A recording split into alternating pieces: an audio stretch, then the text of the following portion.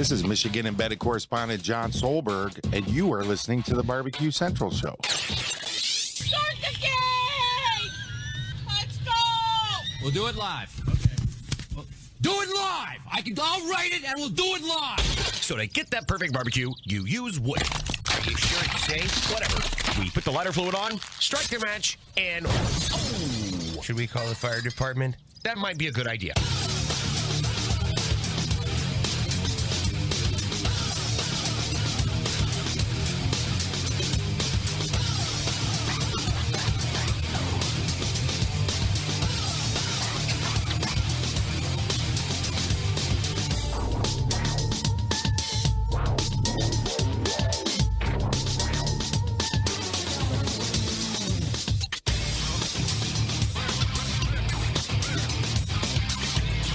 Good evening and welcome to the Really Big BBQ Central Show.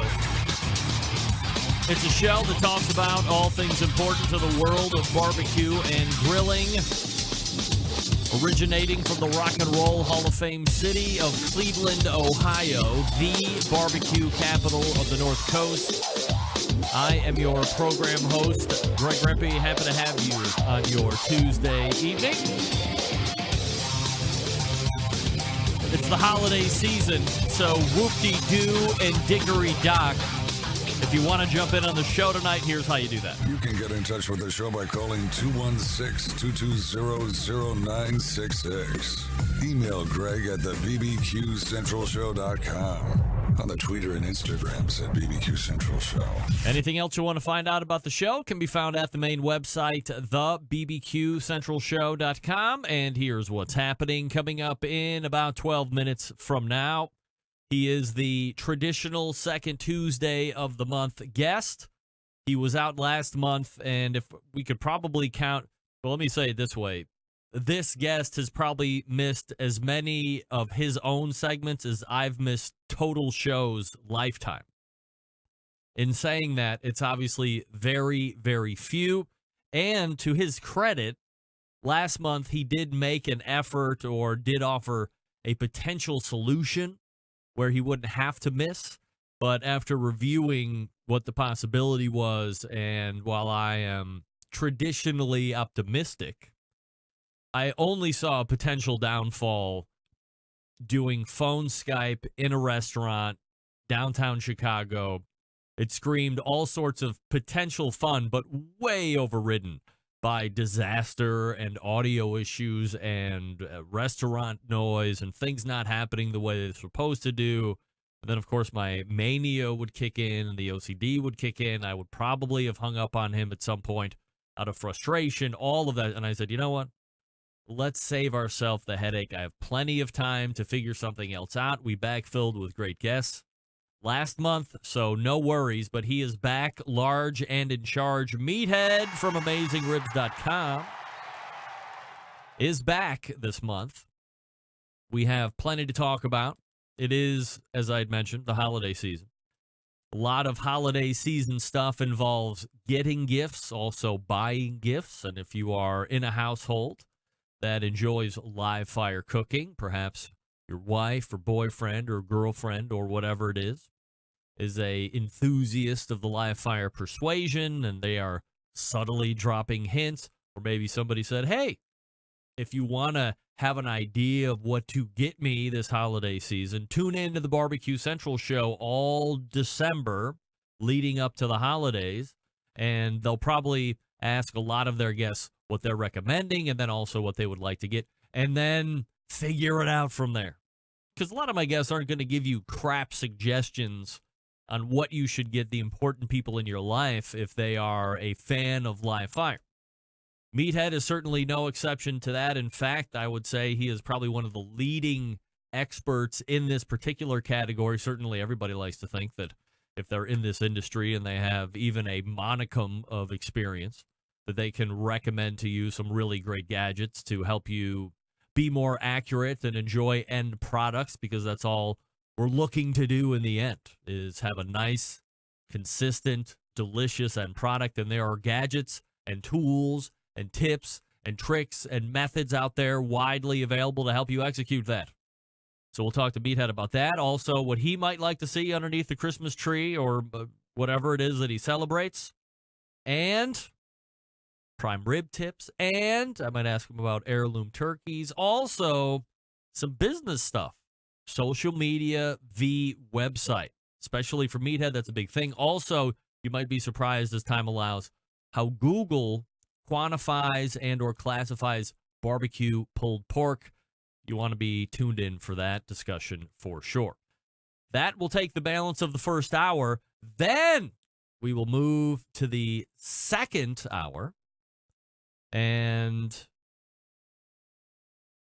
we have a guest who is on semi-regularly. She is a cooking class instructor, a very successful author, a chief operating officer, a chief executive officer of her own brand, Hardcore Carnivore. She's on TV shows as well. Follow her socially as she is always weighing in or giving you great tips and tricks.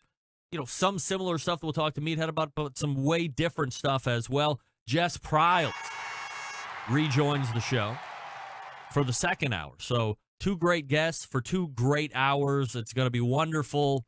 And you should be locked and loaded and ready to go.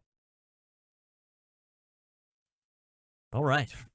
216-220-0966. Greg at the BBQ Central Show.com.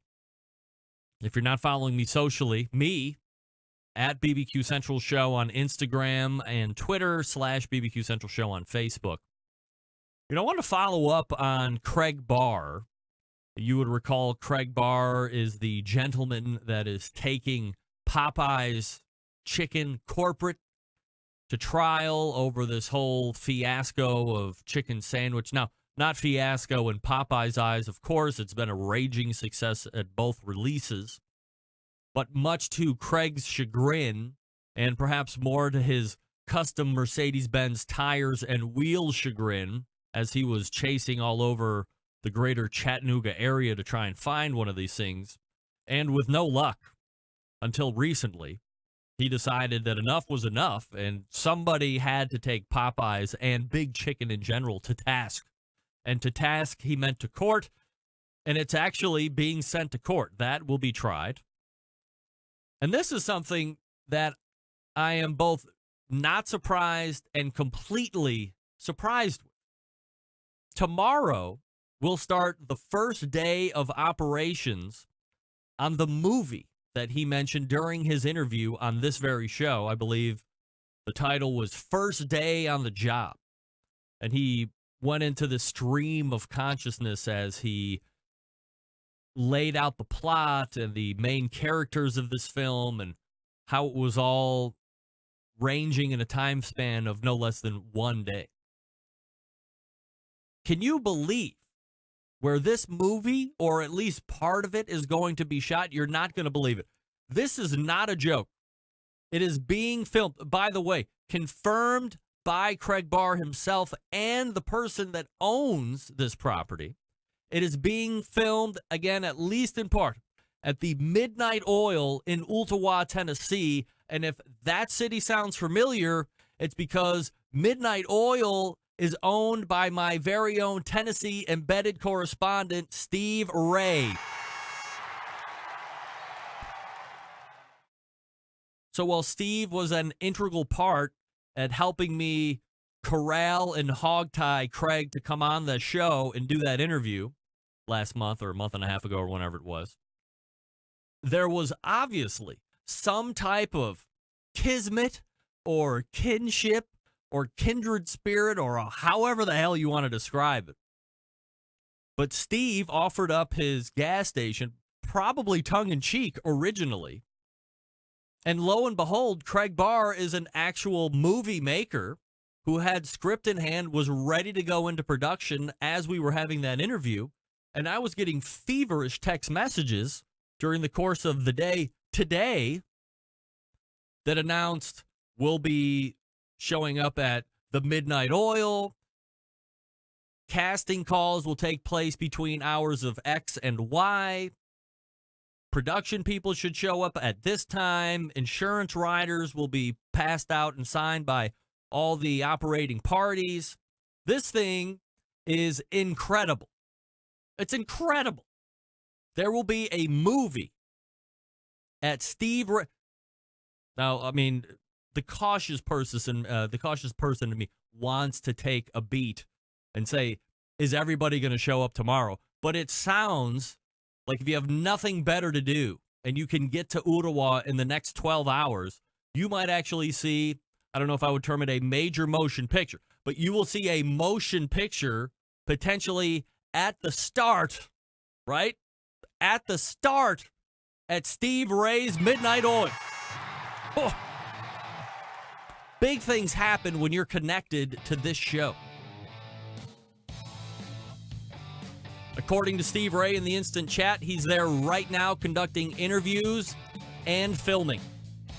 So if you want to take your chance at acting stardom,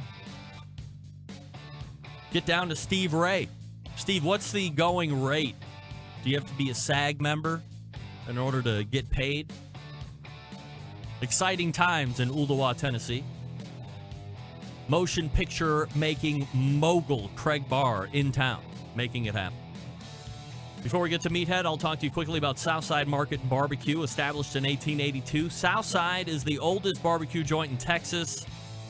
They've been owned and operated by the same family for 3 generations. Famous for the original beef sausage, which is coarse ground and then stuffed in a natural pork casing, plus our authentic Central Texas barbecue products. All meats, including the prime briskets, are slow smoked over real Texas post oak wood. They ship nationwide via the online store southsidemarket.com, or they ship through a whole bunch of different other food distribution channels like Cisco and so forth. Shipping nationwide, sausages and other fresh barbecue products. All items are vacuum sealed to ensure freshness and ease of preparation for the customer. All meats processed in their on-site USDA inspected facility. On-site meat markets for fresh and smoked products. Custom orders available as well. If you are hungry and you want to eat there, 2 restaurants are available currently. Elgin, Texas in 1882 and Bastrop, Texas since 2014. Grocery store distribution through Texas and many surrounding states as well. The best part is if you go to southsidemarket.com and you order now, you get 10% off your entire order each and every time you order from southsidemarket.com by using promo code BBQ Central. That's BBQ CENTRAL, BBQ Central, all lowercase and one word. 10% off your first order, your 10th order, your 100th order. You can go through and shop for multiple different people, put in their addresses. No extra charges for multiple shipping addresses. You can do it all in one fell swoop, and you can save 10% on top of that. That's code BBQ Central. SouthsideMarket.com. That's SouthsideMarket.com. And we are back with Meathead from AmazingRibs.com. Stick around. Be right back.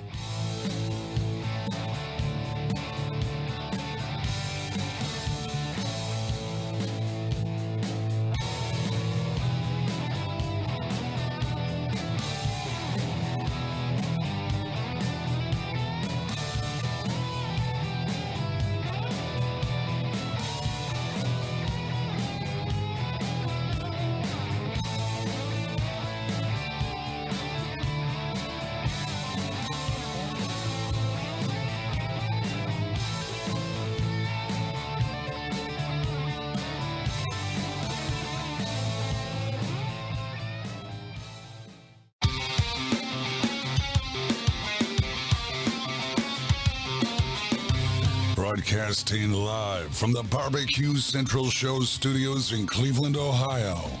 You're listening to the BBQ Central Show. Once again, here's your host, Greg Rempe. All right, welcome back. This portion of the show being brought to you by Butcher's Barbecue, makers of award-winning injections, marinades, rubs, seasonings, barbecue sauces, grilling oils. All of Butcher Barbecue products have been tested on the competition circuit as well as backyards worldwide. Be the pitmaster of your neighborhood and visit butcherbbq.com to stock up now. And don't forget to check out Dave's new barbecue podcast as well. Subscribe through Google Podcast and iTunes and all that other good stuff. The second Tuesday of the month brings a visit from the creator of the most heavily trafficked barbecue and grilling website on the face of the earth. You know him simply as Meathead. Hey, Meathead. Hey, Greg, how's the barbecue rock star? And how are you all, Centralites? We are doing absolutely fabulous. Meathead, are you looking at the right camera? I have you on your right camera. I'm looking on the right camera. The wrong camera's looking at me. Oh, all right. Well, look to your right. I'm working on that. You don't have to work on it. You can just look to the right, and we'll be looking right at you. No, I can't see you then. I just got to switch cameras somehow. All right. I got to figure out how. There it is. There we go. Are we switching? Oh. Yeah, there we go. We're back. Oh, okay. That's the look. There's the look. There's the look. Studio lights are back up, all that good stuff. So, Meathead, we missed you last month. What had you engaged? Oh, I think I recall now. Yes, that was a leading question. I went to the University of Florida, my alma mater, to a football game. I haven't been since I left there in the 70s. Okay. Hey, when the stadium held only 50,000. Wow. There were 89,000 for the game. Wow. And my wife dragged me to Disney World. And we also went to visit the Marjorie Canaan Rawlings cottage in the middle of nowhere, Cross Creek, in the boonies, in the sticks.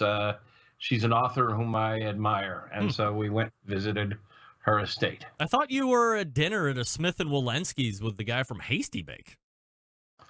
Oh, maybe that's where I was. Oh, dear Lord. That's some story you wove, Meathead. Well, I was traveling last month, but you're right. Richard Alexander, that's right. That's where I was that night. It was right around that time I had gone to Florida, though. Sorry. Richard Alexander, the owner of Hasty Bake, was in Chicago, and we went to dinner together. Let me ask you: is he's the mastermind behind that BBQ Stars video thing? Is that can we deem that thing a loser, or is that thing a winner? Oh, I don't know. I believe they sold. I don't know how many tickets they sold, but I believe it was profitable. There's 107 videos in there by 11 different barbecue stars. Mm-hmm. Harry Sue just kills it. Tuffy kills it.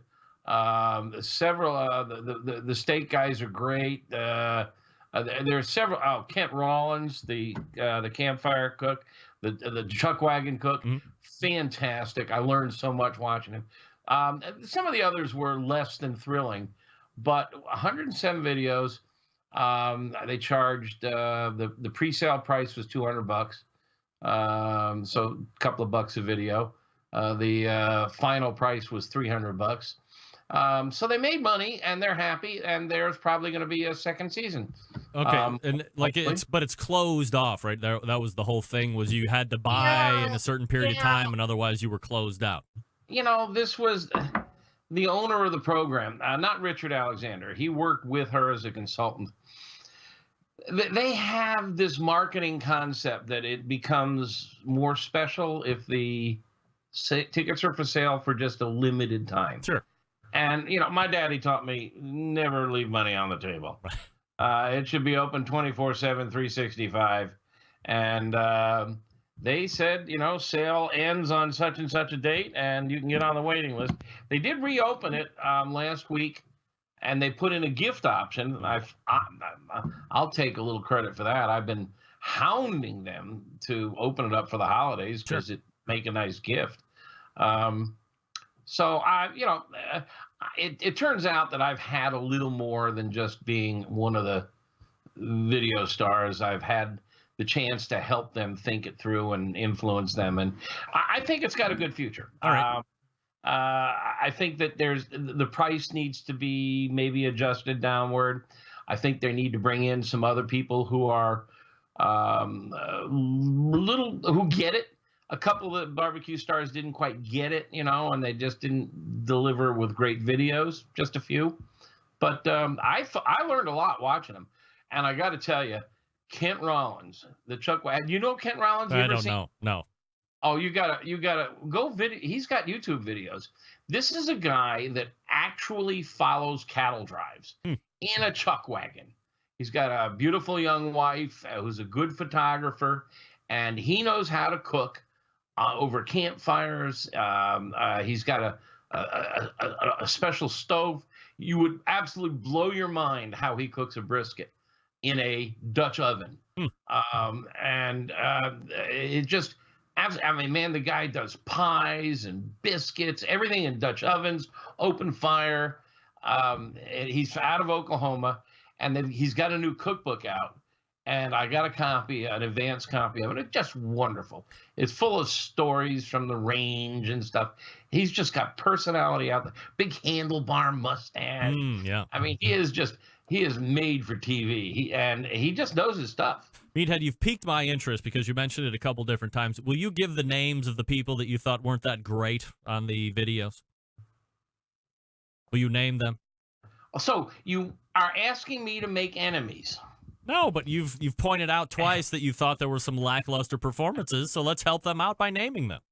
All right, I'll just one. And I'll preface it by saying, hypothetically speaking, these would be the people. Ariane Dogan, who is of French descent. Ariane Dogan. Well, okay, he doesn't count. Next person. Whatever. Doesn't count. Let me tell you about her. She is the importer and the distributor of more foie gras in this country than anybody. She owns D'Artagnan, massive operation. Duck breasts, geese, great meats, imports, phenomenal product. Her father just died last week. He is a Michelin-starred chef in France.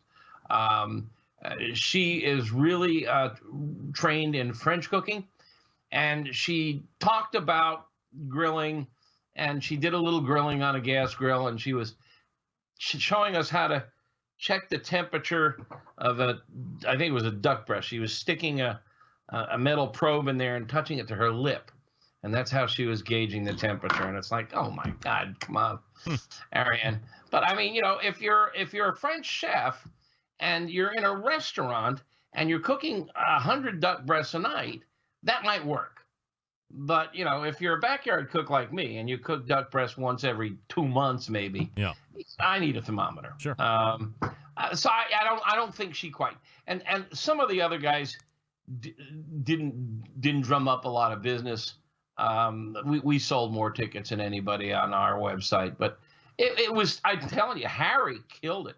Harry Sue just went nuts. His stuff is all Asian influenced, really creative barbecue, a lot of fun. And Tuffy showed us how he cooks for competition.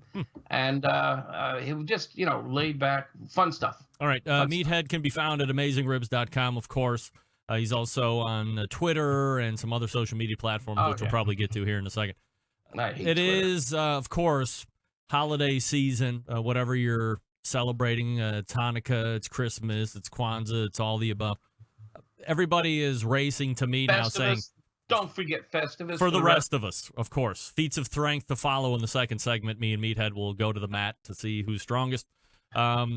People are always asking me at this time of year, what should I get my husband, or my wife is really into this thing, or whatever the case may be. So I always try and keep a list of 5 to 10 items, because maybe they have some already, and at least I have some backup items.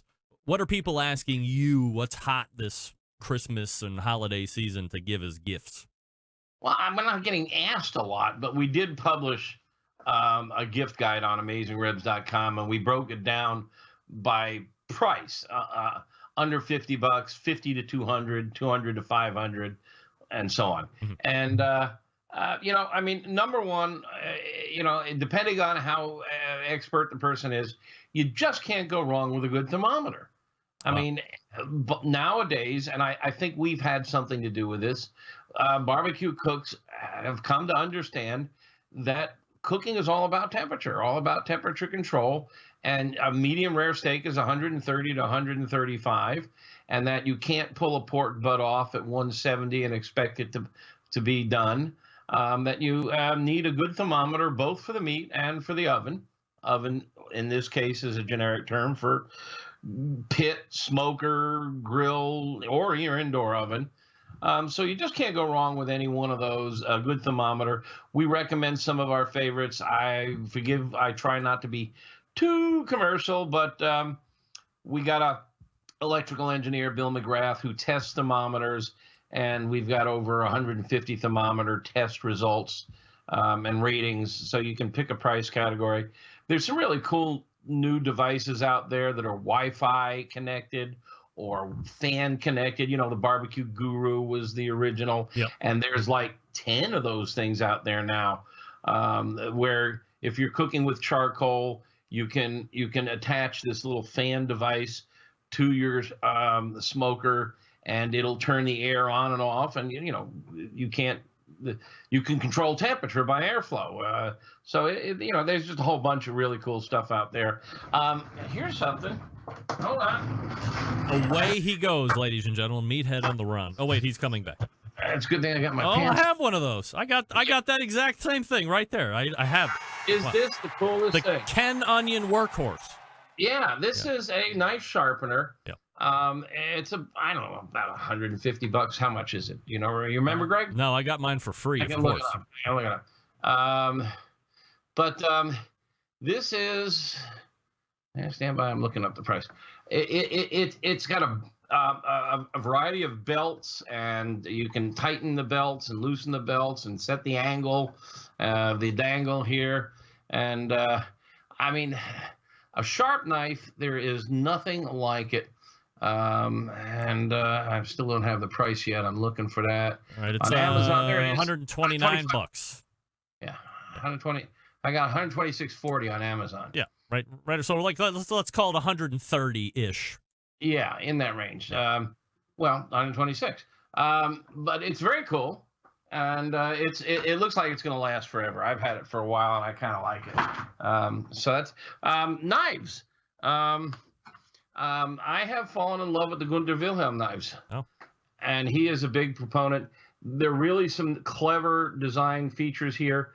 It's really full tang on both the vertical and the horizontal axis. They're very pretty knives. And they're a 21-degree sharp angle. Many knives are 40 to 45. At 21, it is like a razor blade. And he's got a full line of them. They're a little heavier than most, but I like that. A little heft. And there's a whole variety. I was playing with the cleaver over Thanksgiving, and yikes, boy, that is a mission. Yeah, that's like a guillotine. Just a whole bunch of fun stuff out there. Just go to our homepage and look for the gift guide. I'm scrolling through it now myself. The Uni pizza oven, really nice. Get the gas one, not the pellet one. The pellet one is a pain in the ass. We gave it our worst rating. Gas Really? one, yeah, we gave it a not recommended. Wow. The gas one though, we gave a gold medal or a platinum medal too.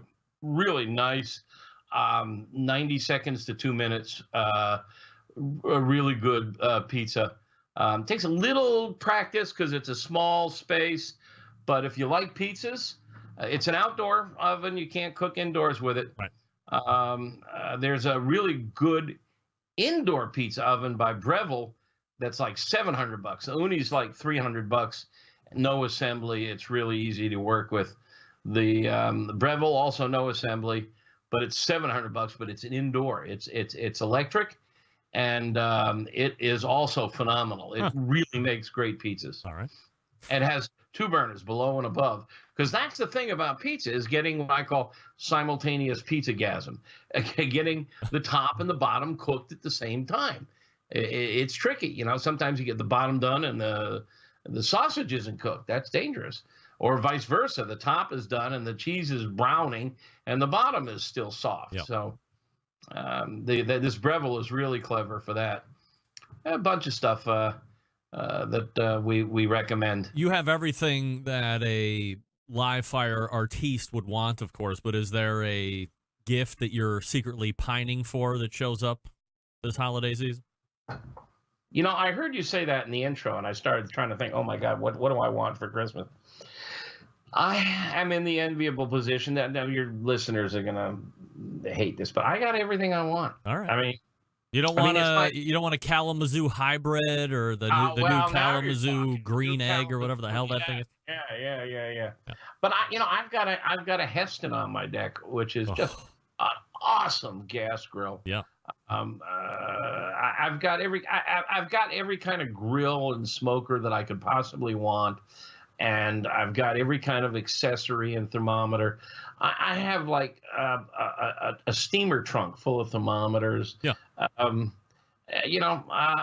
right, you got everything is what you're trying to say, Meathead. You got everything, and you're very happy. Okay, I get it. Now let's change subjects real quick here while we got 3.5 minutes before the first break. I wanted to. You said you knew something about it. I'd never heard of this thing called an heirloom turkey until last month when we were leading into then Thanksgiving. I had Stephen Reichlin on my show, and he said something about heritage breed turkey or heirloom turkey. And I quickly dismissed it as, oh, Stephen, you're being Stephen. But then I was at what Nick Solaris has just recently termed the most important restaurant in America, and it happens to be here in Cleveland, Ohio, which is Larder Delicatessen, which happens to be one of my favorite restaurants. Oh. And I was talking to the owner there, who was on my show at some point last year, October of last year, I think. And he also happens to be a huge fan of heirloom turkeys. So now, holding Stephen aside, this guy Jeremy Umansky talks about it. I become immediately intrigued because I have more of a kinship with him. I feel more common man with Jeremy than Stephen, unfortunately, even though Stephen is a Barbecue Hall of Famer and he shows up here once a month, and I'm forever grateful. What do you know about these heirloom turkeys? Well, I've always called them heritage, but you've got both heirloom turkeys or heritage turkeys. Is it the same or are they different? To my knowledge, they're the same. Okay, all right. The terms are interchangeable, to my knowledge. You have the same thing with heritage or heirloom hogs. Okay. Tomatoes. Yes.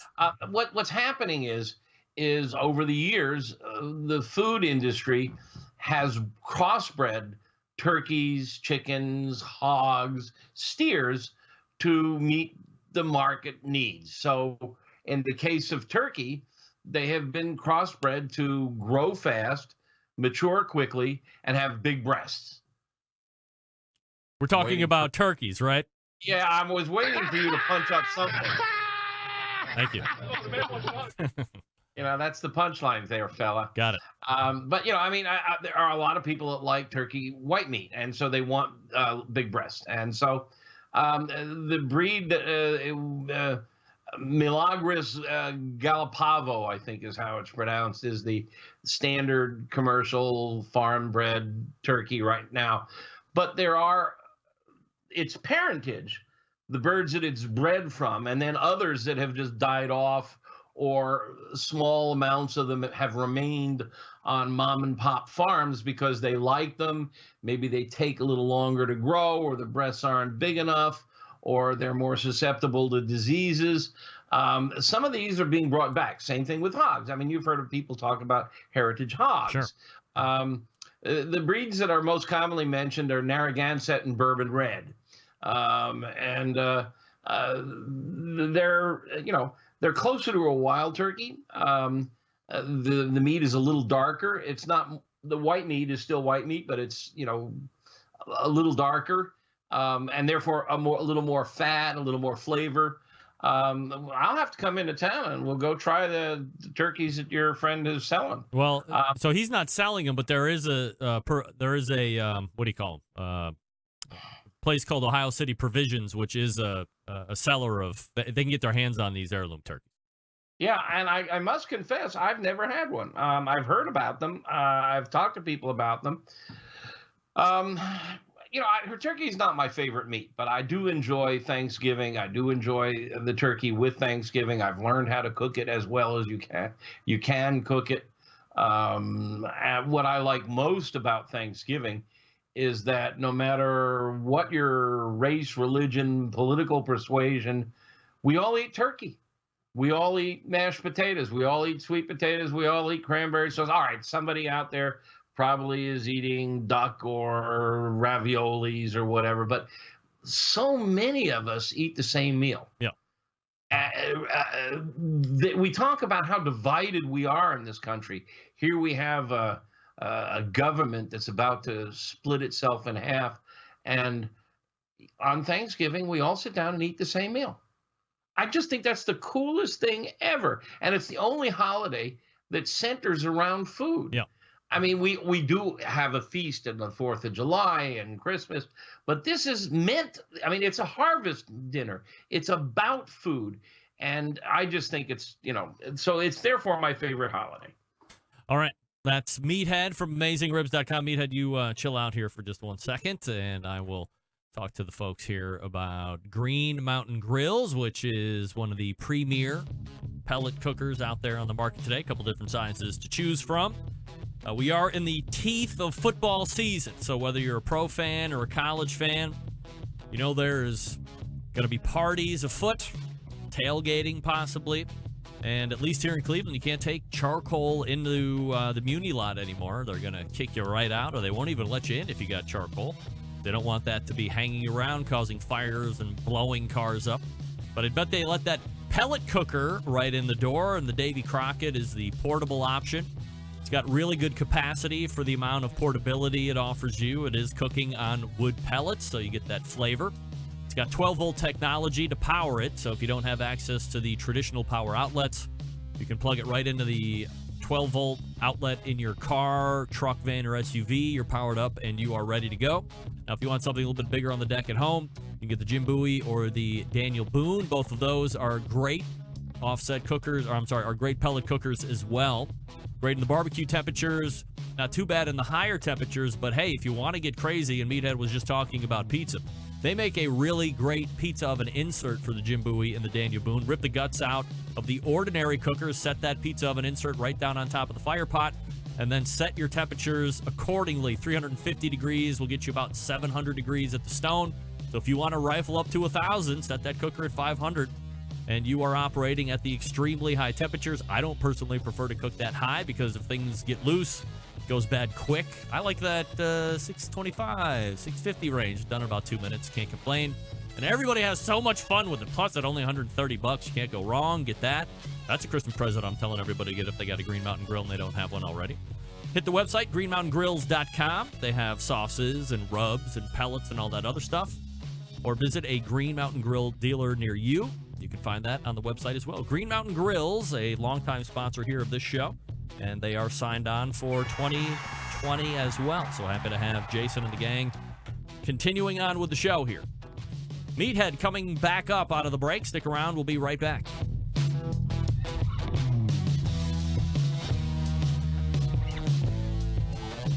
Continuing to produce incredibly mediocre content in an exceptionally professional way. You're listening and watching the BBQ Central Show. Once again, here's your host, Greg Rampey. All right, welcome back. This portion of the show being brought to you by cookinpellets.com, your number one source for quality wood pellets for all your pellet-driven cookers. You can buy at cookinpellets.com or amazon.com if you want. Whatever you like, up to you. Great flavors, other cool products. Chris Becker and the gang over there at cookinpellets.com. And Meathead from AmazingRibs.com is joining us here for the second portion of his monthly visit on the second Tuesday. All right, Meathead, so we talked some gifts. We talked a little heirloom turkey. Of course, one of the big items that everybody's going to be cooking this holiday season is prime rib. Now, we've done a few shows in the past where we've really gone headlong into prime rib from stem to stern, but I wanted to at least get some high-level insight and re-education from your perspective on, the what to look for first, how to trim it up, and then best ways to cook and make sure you're doing it right. Yeah, if you want, we could also talk about beef tenderloin and the Chateaubriand, which is another great beef roast that people like to celebrate the holidays with. All right. Yeah. Let's take the prime rib first. We have talked about it before, so we'll just do the 30,000-foot overview.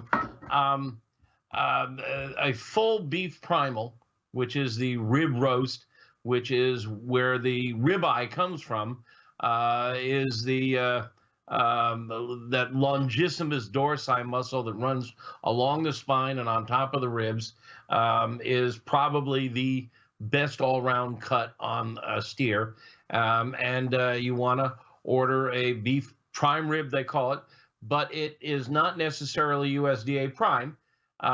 You want to order the grade USDA choice, top choice, which a lot of people don't know there is such a thing as top choice. It's the best of the USDA choice grades. Do you have to call that out in order to get that? You have to ask for top choice? Depending on your butcher, right. You can ask for top choice.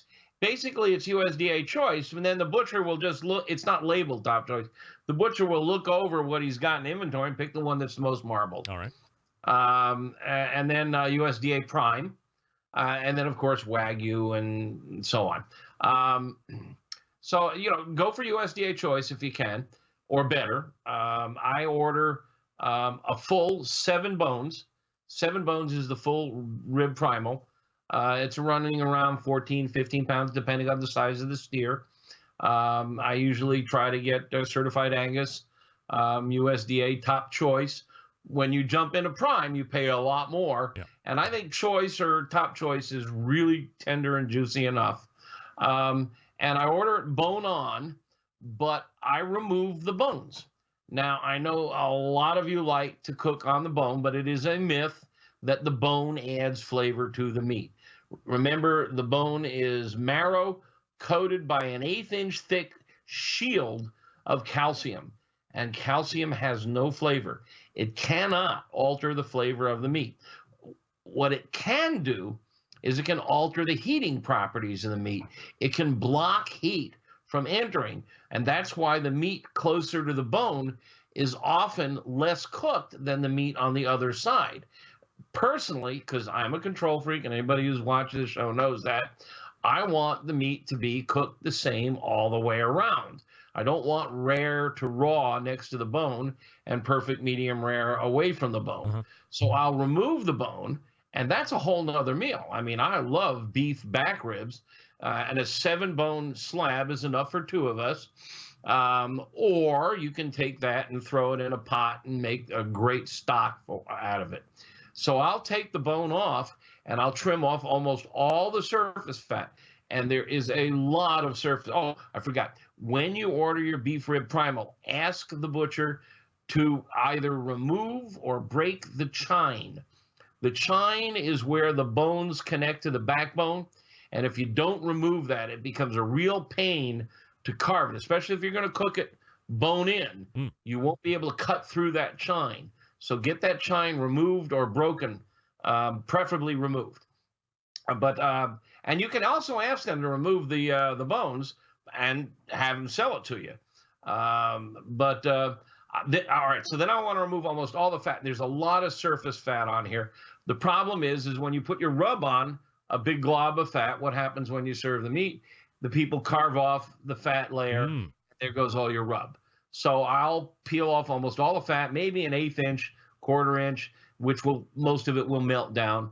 And then I reverse sear. I want it 130 to 135 degrees, which is medium rare. So I'll start it indirect, either on a smoker or on a grill. You can do gas or charcoal, whatever you want, and let it warm to about 120 or so, and then roll it over to the hot side. Add more coals if you want. Get it really hot. Lift the lid. Don't leave the lid down, otherwise you'll continue to cook the interior. Lift the lid and just put it over that hot coals and just sear one side until you get a good dark brown crust. Roll it a 1/4 turn, sear, roll it a 1/4 turn, sear, roll it a 1/4 turn, sear, and you're done. So you're cooking in 2 steps. You're cooking the interior indirect and the exterior direct.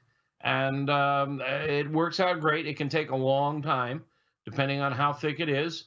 If you start at indirect at around 225, it can take 3-4 hours to get up to 120 in the center. And that, that also depends. I mean, I've been out there when it's below 0, so that, the exterior temperature can be a factor. Give yourself plenty of time. And if you want, you can have a faux Cambro on hand, which is, when it's done, you can pop it into a beer cooler to keep it warm. Nothing more festive, more impressive than a prime rib. Yeah, I totally agree. Now, from a smoking standpoint, if you wanted to add some smoke flavor to it, whatever your choice of wood, that's your business. But do you want to put the prime rib on cold in order to maximize the smoked impact? This is a really interesting question. I always tell people go straight from the fridge to the smoker because you'll get more smoke flavor. I don't think prime rib or ribeye, which is the same piece of meat, benefits from a lot of smoke. Mm-hmm. I like it pretty much meaty, beefy with salt and pepper, So I don't put a lot of smoke on it. In that rare case, might be a good idea to bring it out of the fridge and let the surface warm just a bit, because as we've talked about before, cold surfaces attract smoke more than warm surfaces. It's a process called thermophoresis, and we don't have to get into the great details here. But if you want really smoky food, you go straight from the fridge to the grill. You'll attract more smoke to a cold surface. So you might want to pull it out and let it sit for an hour or so at room temp just to warm the surface and a little less smoke. It's up to you.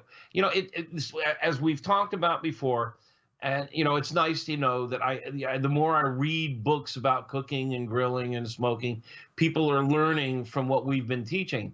The smoke won't penetrate. It's on the surface.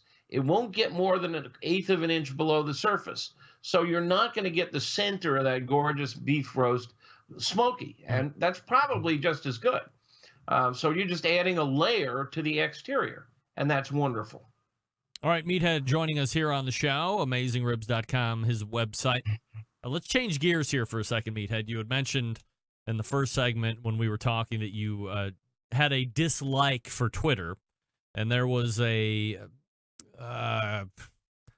you were kind of floating around a little bit with some of the other Twitter members saying, hey, Meathead, you need to, get with the times and be more on social media. And you said, hey, man, I pay for my landscape, AmazingRibs.com. That's where all my information is. And I'm not going to sit here and spend all day and all night on somebody else's platform when I can direct traffic where it should be and where all the information is. So, that's part of the story.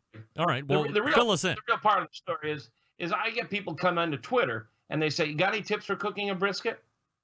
And 280 characters? You want me to tell you how to cook a brisket? For crying out loud. But don't you have all of your, there's got to be 10 of the top questions that you get asked the most. Don't you go to AmazingRibs.com and save the links to those and then just copy and paste and you say, hey, check this link out. And then that's all you tweet? No, there isn't a top 10 questions. Brisket questions tend to be very popular, but it tends to be a lot about what's in the news. Right now there's a lot of talk about these vegetable-based hamburgers and stuff. And now the questions come from, most of them I can answer on Twitter and Facebook. I'm active on both Twitter and Facebook. I'm on Facebook right now with you. Yep. I post to LinkedIn, but I don't hang out there. And I've got an account on Instagram, and I don't use it. So,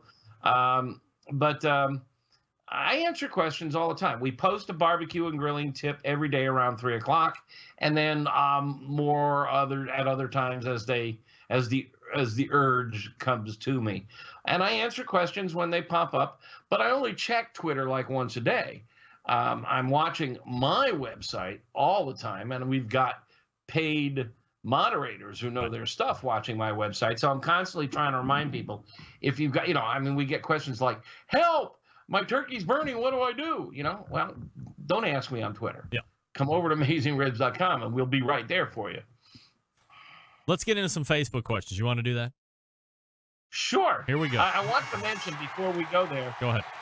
That we also have a big section. We have a big section on AmazingRibs.com on prime rib with, in detail. And then also on tenderloin and the Chateaubriand, which is the center section. And I just today finished a video on breaking down a beef tenderloin, getting it ready for cooking, and down to the Chateaubriand. And it's my first selfie video ever. All right, posted today. I have a question coming in from a listener. What's the best soap for cleaning grungy barbecue hands? Well, I don't know what the best is, but I keep a pumice soap around, the kind that mechanics use, because they're designed to remove grease, and they have particulate pumice in there which is I'm grasping for the word here. It's a coarse surface. Mm-hmm. So I keep a pumice soap around, because there are times when I just reach out and grab the grill grate, when it's not hot, right, to move it, and there's nothing worse than grill grate grease. Let me ask you, or let me tell you what I found. I was once watching a home improvement show. I forget which one it was. And obviously I was never able to apply any of this. But dry hands, get dish soap into your dry, icky hands, put it in there, and then just start, rubbing them together, get it all through, 30 seconds, 40 seconds, whatever it is, and then go ahead and rinse them out. I'll be damned if 95 to 98% of whatever is on your hands doesn't come right off just with standard dish soap on dry hands. It's unbelievable. No pumice, no coarseness, none of that. Just a little Dawn on the hands, rub it in, and you are good to go. Well, dish soaps contain surfactants designed to remove grease. And in fact, Dawn, you mentioned, is the one that they use to clean up seabirds when they get trapped into oil spills. So they're really good at removing grease. In your opinion, this from Eugene Apicella, in your opinion, what's the max shelf life for rubs, wet or dry, be they homemade or store-bought? Hey, Gene. Good to hear from you. Gene is I know he's a fan of yours, and I see him on both my website and social media. Yep. Well, I think the bigger question is shelf life of rubs.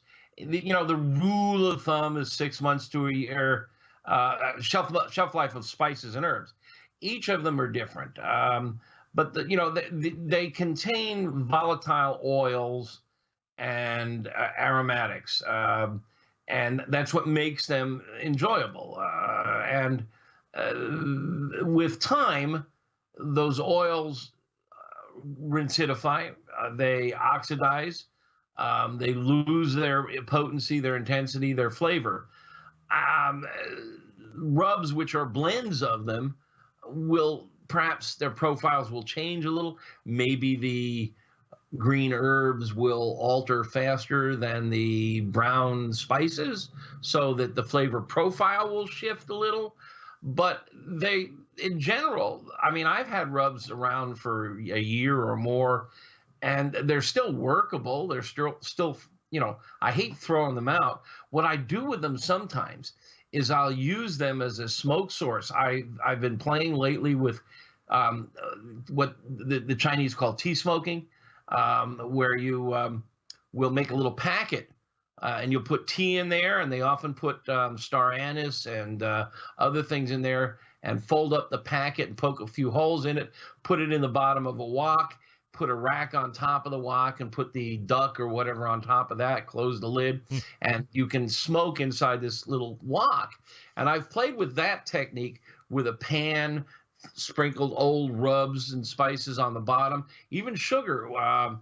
It will burn faster, but you can play with them, and I've used them. We grow herbs in the garden, and at the end of the season, there's almost always a bunch of sticks and twigs from the basil and the oregano, and I break those up and throw them on the fire. So I don't think they're useless. I don't know. I perhaps make 6 months to a year's supply, and then. But we've talked about rubs before, and I'm a strong advocate of making your own rubs, for the one simple reason: when you buy rub, it's often 50% more of salt, and you're paying a premium price for salt, and the amount of salt you put on your meat should vary depending on the thickness. Because salt penetrates deep. All the other stuff doesn't. All the other stuff is a surface treatment. I mean, you've done pork butts. When you shred that butt, there's no rub flavor in the center of that butt. It's all on the surface, on the bark. So you need more salt on a pork butt than you do on a slab of ribs. So apply salt and rubs separately. It's like I can stop my car with the brake. I can also stop it by throwing it in reverse. Both methods stop the car. Yeah. One method's better than the other. Mayonnaise on steak from Josh Poston. What do you think? You know, my last book, I talk about mayonnaise on fish, and now it's all over the place. People are putting it on everything. Mayonnaise is just a... Are they? Are people putting mayonnaise on everything? I just read a recipe for Thanksgiving turkey covered in mayonnaise. Really? Oh, yeah. I mean, well, basically, mayonnaise is just an oil. It's an egg and oil mixture, and it's called an emulsion. There's, there's often a little acid blended in, vinegar or lemon juice, but it's oil and egg. So you think of it as an oil. And so if you want to paint your steak with an oil, you could use a mayonnaise. I've never done it. It seems pretty weird to me, but I have painted steak with oil. I like to do a thick steak reverse sear. But what I'll often do is when I get a brisket, I'll trim the brisket and I'll save some of that fat and I'll render it down and put it in a plastic tub in the freezer. And especially if I can get my hands on some aged beef, because the aged fat has a really nice flavor. And then after I'm done with the warming of the meat on the indirect side, I will move it to the direct side and paint it with this beef fat, which will essentially help fry the surface, improve the crust. And it adds this, so much of what we think is a classic steak flavor is not the muscle, it's the fat. And aged beef gets a lot of its character from the fat. So if you paint a young steak with aged beef fat, it'll adopt some of the aged beef flavor. All right. Meathead is here the second Tuesday of every month. In the meantime, you can find him at AmazingRibs.com. Appreciate you breaking down all the different topics tonight and answering some Facebook questions. We'll get to the rest next month, or as we say, we'll see you next year, Meathead, and happy holidays to you. That's right. Next year. That's right. Hey, Centralites, always great talking with you. We'll see you next year. All right. There he is, Meathead from AmazingRibs.com. And away he goes.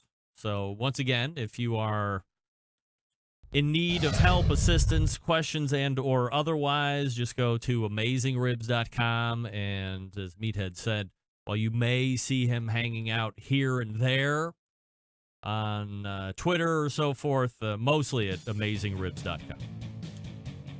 All right, well, we'll be back to wrap the first hour. Stick around. I'll be right back.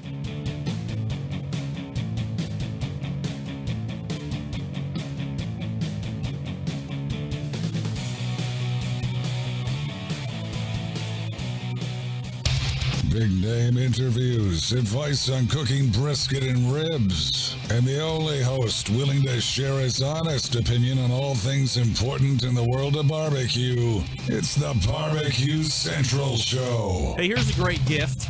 Fireboard. Monitor up to 6 different temperatures simultaneously. Connect to Wi-Fi for cloud-based monitoring or connect via Bluetooth if you have Alexa or Google Assistant. Fireboard is fully integrated with both. You can buy it at fireboard.com or call 816-945-2232.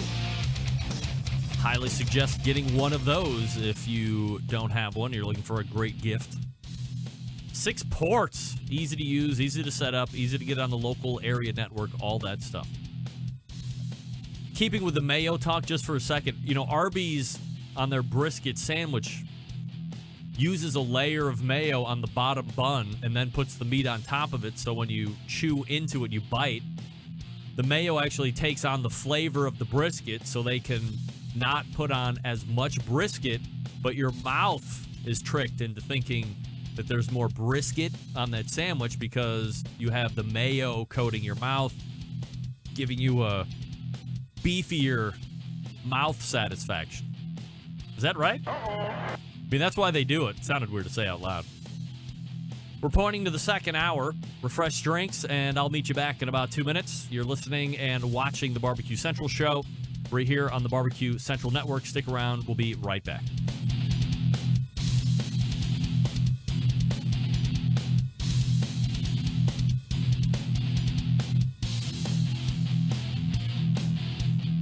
Hey, this is John Dawson of Patio Daddy-O Barbecue in Boise, Idaho, and I've got it locked on the 50,000 gigawatt blowtorch of the internet that is BBQ Central.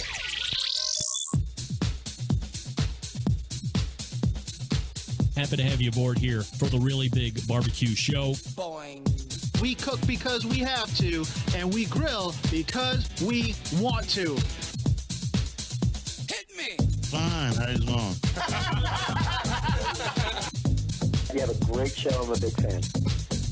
Boing. So what seems to be the problem here? This man looks like he's dead, and he's in the crackle. Charbono! It's all about the charbono, dude! Succulent fish, what? He ate 54 wieners. But listen, Lavernius, shut your face. I'm shaking like a dog shit peach seeds. We have top men working on it right now. Top men.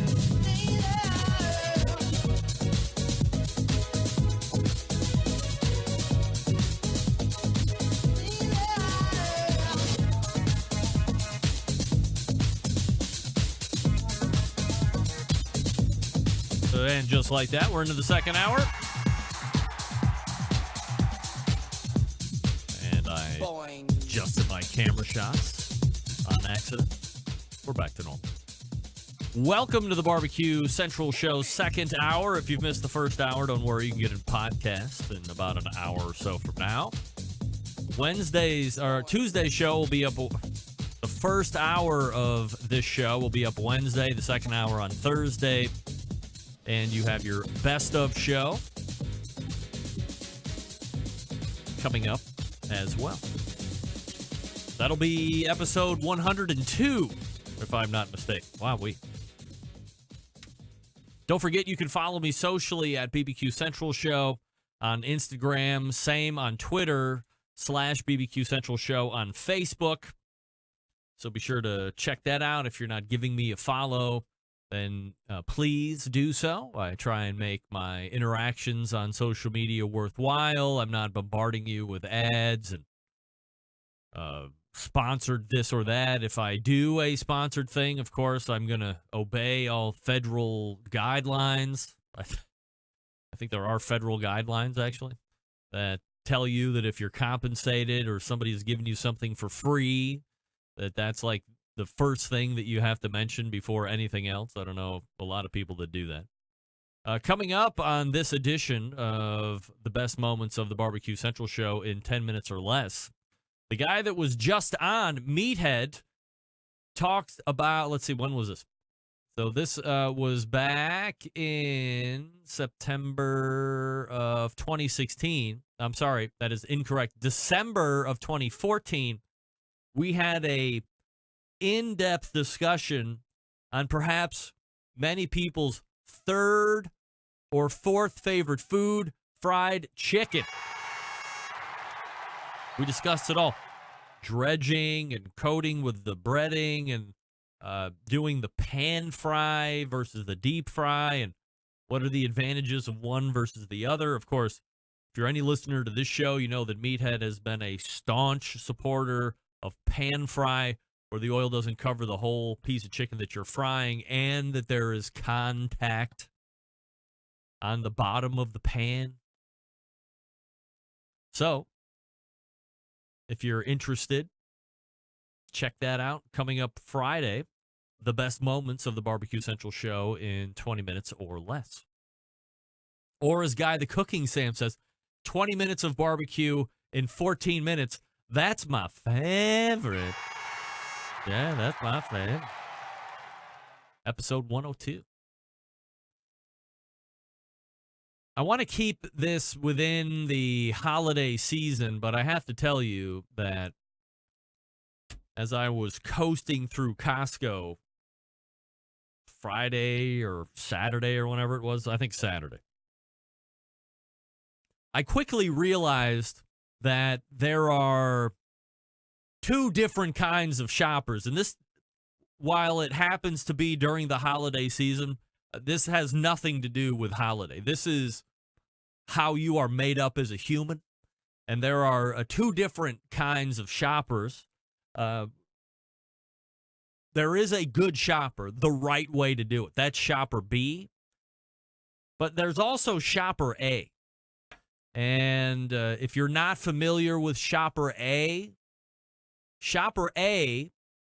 will wake up one day and decide that it's a great idea to go to the store.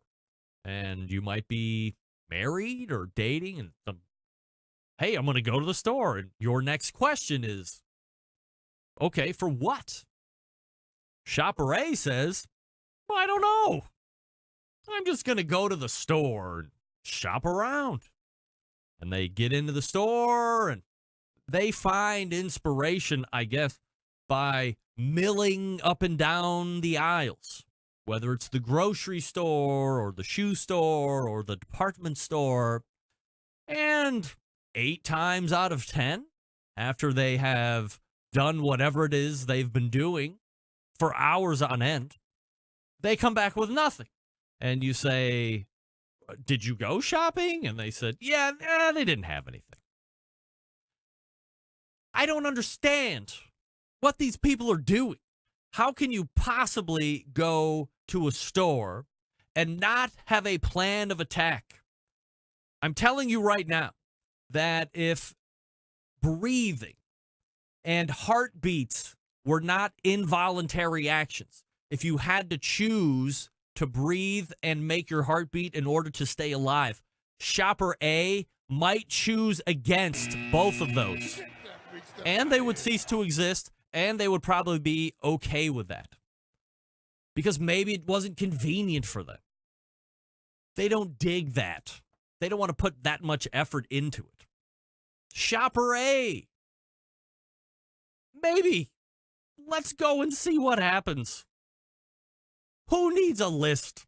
Then there's shopper B. Shopper B is a productive member of society. They value time.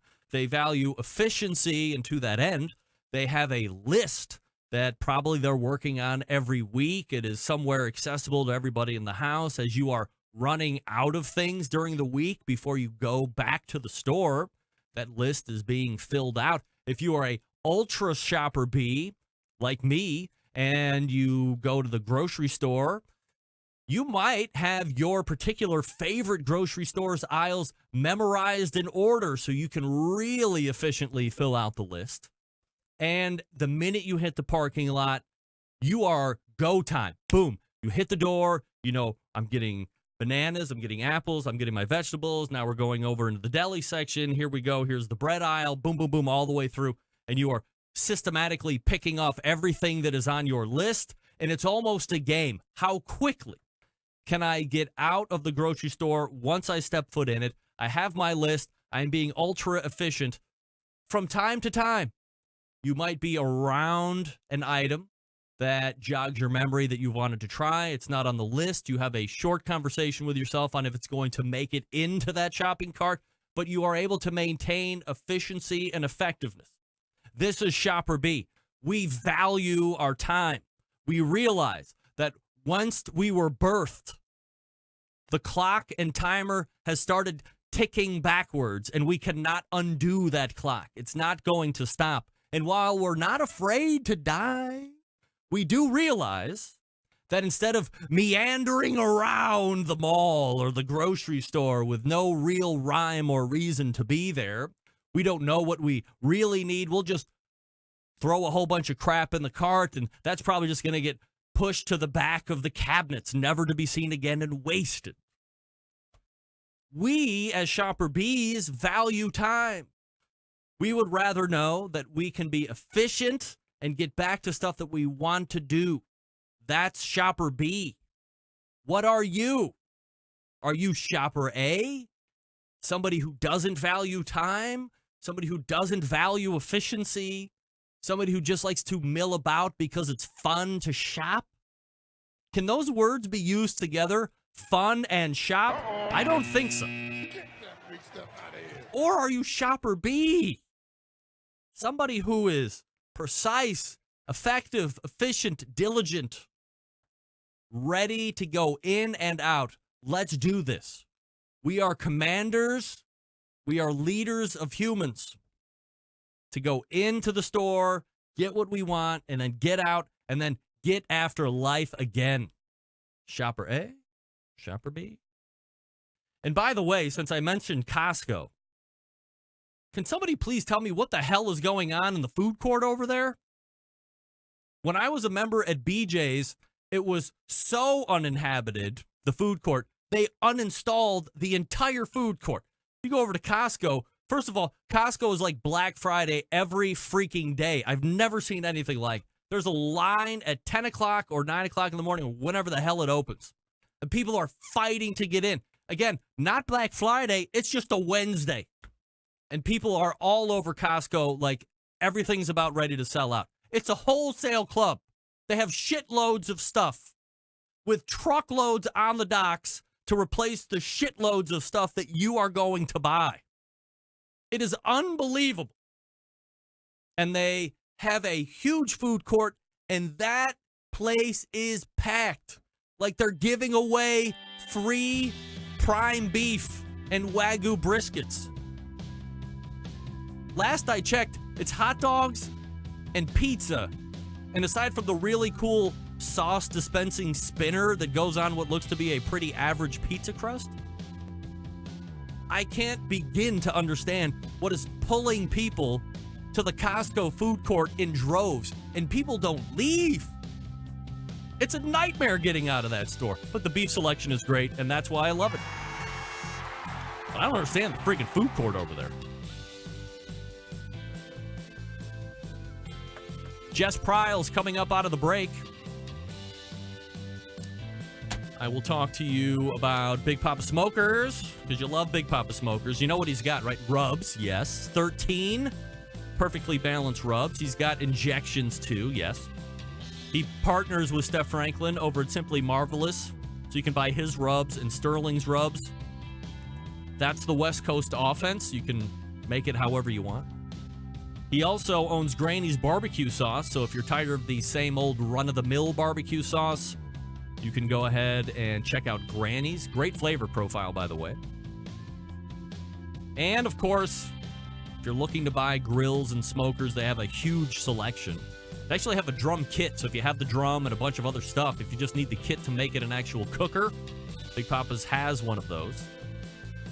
Now, if you're looking for a great pellet cooker, Mac 2-Star General Pellet Grill is the one you want to check it out. Big Papa Smokers is the exclusive online Mac dealer. You can't get it anywhere else. If you're not a fan of pellet smokers, the Old Hickory Ace BP might be up your alley. It's the only competition trailer. It's the only charcoal cooker that Big Papa has on his competition trailer. If you're not sure of what grill you need, you will call them at 877-828-0727 and consult. You can also shop their online inventory at bigpapasmokers.com. That's BIGPOPPA smokers.com. That's bigpapasmokers.com. Another longtime sponsor of this show.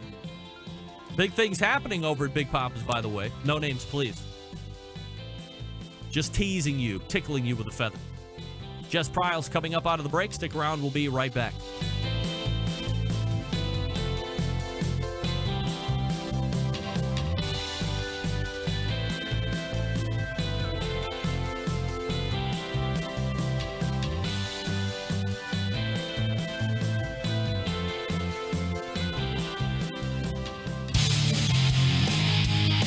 The only show giving you a monthly visit from a doctor of barbecue.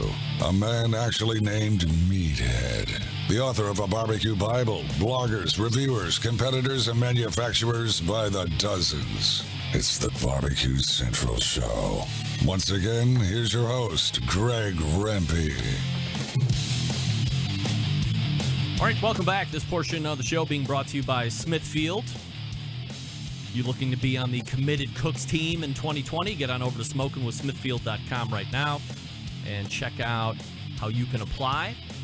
Pay your small fee and get a whole bunch of Smithfield swag sent your way. Again, that website is smokingwithsmithfield.com. By the way, Smithfield will be back with the show in 2020. Didn't know if that was actually going to happen or not. There's a lot of different things and changes going on as far as pork and purveyors and Smithfield is concerned, but very happy that they are on deck for 2020, or will be continuing here in 2020. Let me see. Oh, okay. And, of course, my favorite program ever on the face of the earth is deciding not to work right now. So we will have to quit Skype, and we will relaunch Skype. I don't see a lot of Shopper A's, by the way. Oh, is Committed Cooks sold out? Now, hold on. Let me punch up my contacts here. Here we go. Blow that out. Right, here we go. All right, joining me now is a successful author, blogger, brand ambassador, appears on TV, of course, the founder of Hardcore Carnivore brand. Let's race to the hotline and welcome back Jess Pryles to the show. Hey, Jess. Hey, how are you? I'm doing very well. Thanks for joining me. Lots to get to here this evening. First of all, I was burning up a storm right before you came on. Are you Shopper A or Shopper B? In terms of? Well, Shopper A just, goes to the store to shop around, and there's no list, there's no rhyme nor reason, and it's fun to shop. Shopper B values life and time in general and efficiency. They make a list, and they are in and out of the store, and rarely do they deviate. I'm Shopper A for clothes, but I don't shop for clothes that much, but I am like hardcore Shopper B when it comes to grocery shopping. All right. Yeah. Now, are you as hardcore as I am on Shopper B by memorizing the layout of the grocery store to be most efficient? Oh, yeah. Oh, okay, good. 100%. Yeah. And, my local grocery store changed their aisles a couple of years ago, and I've never forgiven them. Yeah, that took a while. I had the same thing. Our Giant Eagle here, it was about 3 years ago. They did a whole revamp so all the stores could look alike, and they really screwed with about 6 or 7 aisles. And, yeah, it took a little while to get over that. All right, so it's been a little while since Jess has been back here on the show. JessPryles.com is the website. You can follow her on the Twitter and Instagram, all the social media haunts, of course. Trying to figure out, where we should be starting. The thing that really seems to be jumping out at me, and I've seen it here and there. I see it with you. I've seen it with a guy by the name of Tim McKeska, and it's this thing called beef tallow. And when I see it, it's not on the top of my mind. I don't see it in the store or my buddy James using it or anything like that. But when I see it on your page or, somewhere else on a food site, man, yes, it looks pretty cool. Looks like it would taste really good. Have no idea how to get from point A to point B, but obviously you do. So I want to pick your brain about beef tallow. Yeah, and so beef tallow is basically the beef version of lard. So pork fat becomes lard and beef fat becomes tallow. And the difference is that lard always stays soft, but tallow can get quite hard, which is why they used to make candles out of it. Really, just like, a lot of people still keep a vat of bacon grease next to their stove. We do it now because it tastes good. Historically, we did it because you didn't waste anything. And instead of pouring a little extra virgin olive oil in your pan, we weren't really importing that from Italy back in the day. You would just use a little teaspoon of animal fat to start your cooking off. Beef fat is it's a little bit different to pork fat. For example, pork fat you can use in baking because it's soft. You can use it in pastries and biscuits. But beef fat's phenomenal for frying. So back in the day, McDonald's and places like that used to actually fry their French fries in it, which is sort of like the French fries of our childhood and why they don't taste quite the same today. And when you find a good greasy spoon that's still frying in tallow, you're like, oh, these taste amazing. Yeah. So that's the variable. But it's really easy to make. especially if you're trimming briskets at home, you probably got a lot of leftover fat, and it's just a matter of very, very, very slowly rendering down that fat to melting point, pouring it through a sieve to get any impurities out, and it'll last for months and months and months in your refrigerator. And is it only like a couple step process? You don't have to like do it once and then put it back in and then do it again to like the more you do. It's not like a triple distill vodka or something along those lines.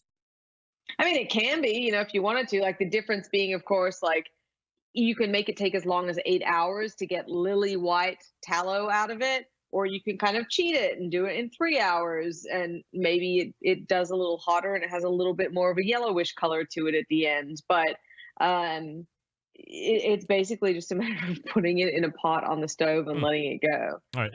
And it's good for a long time. It's good. It's good for a really long time. Yeah. Do you make different tallows? For instance, you reference brisket trimmings, but let's say you had well, I mean, in your case, you probably do. You have a lot of dry-aged beef hanging around in your dry-aged beef machine. Can you make dry-aged beef tallow and brisket tallow and New York strip tallow? I mean, I'm getting a little facetious at this point, but I mean, can you have different flavor profiles of tallow and uses? Well, you're actually not being that facetious because there's a measurement for fat, which is the titer. And brisket fat is a very different complex makeup to any other fat on the carcass, which is why it's so soft and melty. And it's actually not technically considered to make tallow. But for everyone who's watching, yes, you can use it to make tallow. You can use any beef fat to make tallow. If you're using dry-aged beef tallow, dry-aged fat, you're making dry-aged tallow because it's going to have that flavor carry on it. But also because you're getting it to that temperature of above 160, you're going to have killed any bacteria which may have been on there from being on the surface from dry aging too. The other fun thing you can make, which is also on my website, is you can use tallow to make body butter because it's actually got a very similar makeup to the sebum in our skin. So if you're looking for a great kind of carnivore friendly DIY gift, you can make these like jars of body butter pretty easily at home. And you put it on your body? Yeah, it's like moisturizer. Not to ask a stupid question here, but are you going to have a little bit of a beefy scent to you when you put that on, or does that go away? No, it goes away and you can add essential oils into. Oh. I bet this isn't the conversation you thought you were going to have at the beginning. No, but I mean, but you see coconut oil in, I forget where like the baking section of my Giant Eagle is. So that's like the same section where I get my ghee butter for my keto coffee. And then right next to it is this coconut oil. But you read the uses of it, and then inevitably it says, oh, by the way, in a pinch, rub it on your skin if you're out of moisturizer. So, I mean, it makes sense. I just didn't know, like, it's actually even better than that because it's so much more similar to the makeup of our skin. So it goes in, it absorbs without feeling greasy. Is there a specific use that you think beef tallow is best for? Meathead referenced if you have a young steak, you could take some dry-aged beef fat and paint the young steak to give it a little bit more character of flavor. Do you buy into that at all, or best uses? I mean, I think that's, that has as much merit as using different oils to cook with, that olive oil will have a different flavor profile to walnut oil, which will have more flavor again than like a neutral vegetable oil. So certainly using a beef fat is going to add another layer of flavor in. I don't know if it's going to, really do much more than lipstick on a pig in terms of improving a super young steak. But I think that it really comes to its own when you're talking about frying. So I did ribeye, the chicharron de ribeye, which they serve in Mexico. It's literally chunks of ribeye cut up and deep fried until it's incredibly crispy on the outside and still kind of tender in the middle. It's just as good as it sounds. But using fries, I start my roast potatoes with it too. So I get a couple of generous teaspoons in the roasting pan into the oven, nice and hot. Dump your parboiled potatoes in so they're sizzling, and you get that they're like little sponges for that hot beef fat. So I think, it's one thing to try and make beef fat make meat taste better. It's another magical thing when you get beef fat to make vegetables taste better. Yeah, no doubt about it. Jess Pryles joining me here on the show, JessPryles.com, her website, hardcorecarnivore.com, her website if you want to check out her products and grab some items here. We'll talk about that here in a minute. Let's talk about prime rib here and really dig into it, because this is, I don't think it's like turkey, probably eat more prime rib over the course of the year than people eat turkey. Turkey seems to be relegated to only this time of the year. At one point last month, some people will double up and eat it again at Christmas or whatever holiday you're celebrating over this portion of the year. But prime rib and Christmas seem to be a little bit more hand in hand, like Thanksgiving and turkey. So it's way more expensive than turkey, even if you're buying an heirloom. By the way, let me back out totally and do a left-hand turn. Are you familiar with heirloom turkeys, and do you eat those? Australia doesn't have Thanksgiving, so we really, don't do that. And honestly, as someone who's on the side of the fence that I'm on, I'm required to cook my turkeys about a month or two before Thanksgiving to get everyone ready for their recipes. Because that's when people are like, put the recipe up, do your pictures. Right. So by the time it gets to Thanksgiving, I'm like, peace, I'm having Chinese food. Nice. So I'm familiar. I mean, it's like any heirloom breed, whether it be cattle or pigs or, turkeys for that matter. So I haven't cooked with them yet, but I can imagine. All right. So turkey's by and large way less expensive than the prime rib, so we don't want to screw that up. So what are your keys to success on prime rib? And are you a person that would like to go big and do the whole 7-bone, or are you more of a whatever your size party is going to be, let's kind of trim it down and be a frugal, but make sure that we also have enough for everybody to eat? So the thing is this, in my opinion, the leaving the bone in is basically just like, it's a pure showmanship at that point. So if you want a 7-bone in terms of like the grandeur of the bone, and you want it to the point where the bones are tomahawk length and it's this whole thing when you bring it to the table, so be it. Bones on meat don't change the flavor of the meat unless you're braising it. So unless that bone is immersed in liquid and you're actively boiling marrow and other minerals out of the bone, it doesn't change the flavor. What it does do when in meat cookery is it protects the meat during cooking. So for example, if you had a New York strip that was bone in and one side has the protective bone and one side has the protective fat, you're doing yourself a favor. However, if you have a foolproof way to cook it, which we would do for prime rib with reverse sear, it's not necessary. So you can, I recommend it. I'm going to be posting a video in the next couple of days on my Instagram, actually. I just did a boneless rib roll, and you can buy the whole one and just size it down to how many people that you're going to be cooking for. So maybe a half is going to do it too. Obviously, it just has to be a minimum size to get a good result for the cooking. But you basically want to do the reverse sear. And to be clear, the reverse sear is not using any specific piece of equipment. It's just the idea of using a low cooking temperature and then resting the meat and then applying a high heat to sear it. So that could be sous vide and then cast iron sear, indirect grilling and then direct grilling. It could be the oven and then a cast iron sear. It could be smoking and then, the hot grilling. Whatever it is, it's the point that it's low and then high. Honestly, it's sort of shameless, but it's true. The real secret is my Hardcore Carnivore black rub, which is that rub that has the activated charcoal in it. Because particularly a lot of folks this time of year, I know it's BBQ Central. Some people do it in their ovens. Some people do it in a smoker. No matter which you're doing it in, to maximize the bark on an item that's not really going to be in there for very long, it probably is only going to take 2 to 4 hours max. You're going to want that head start on the color. And in fact, if you're super duper extra lazy or you had too many beers, it also saves your butt because you don't actually have to sear it. It'll already look seared before it comes out. Is it just like a salty flavor profile that the Hardcore Black has to it?